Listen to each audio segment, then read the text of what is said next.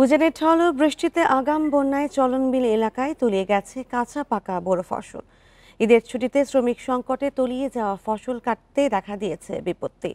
এমন অবস্থায় সরকারি সহায়তা চেয়েছেন ক্ষতিগ্রস্তরা।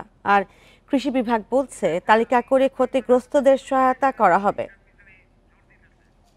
বান্ডেল থাকলে প্রতি সেনমানিতে টাকা বাঁচবে। বিকাশ সেনমানি বান্ডেল কিনে জিতুন প্রতি লেনদেনে। কোথাও হাঁটু পানি, আবার কোথাও কোমর পানিতে নেমে ধান কাটছেন কৃষকরা। এমন দৃশ্য সিরাজগঞ্জের তাড়াশ উপজেলার চলনবিল এলাকায়।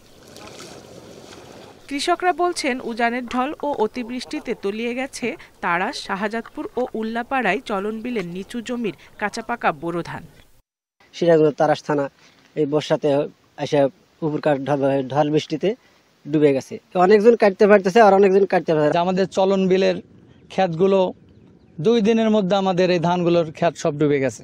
ঈদের ছুটিতে শ্রমিকও পাচ্ছেন না তারা, এজন্য ক্ষতিগ্রস্ত ফসল ঘরে তুলতে পারছেন না কৃষক। ধান কাটার লেগে সিরিয়াল দিয়ে লোক পাওয়া যায় না, লোক পাওয়ার না কারণে কত ভুই এখনো বর্তমান পানি ডুবে আছে।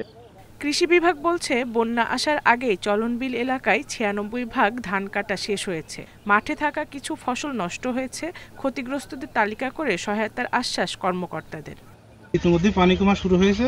আশা করছি যদি এরকম আরো 4-5 দিন থাকে তাহলে আমাদের কৃষক ভাইদের ধান কাটা শেষ হয়ে যাবে এবং তাদের যে কোনো ধরনের সহায়তার জন্য আমরা তাদের পাশে অবস্থান করছি।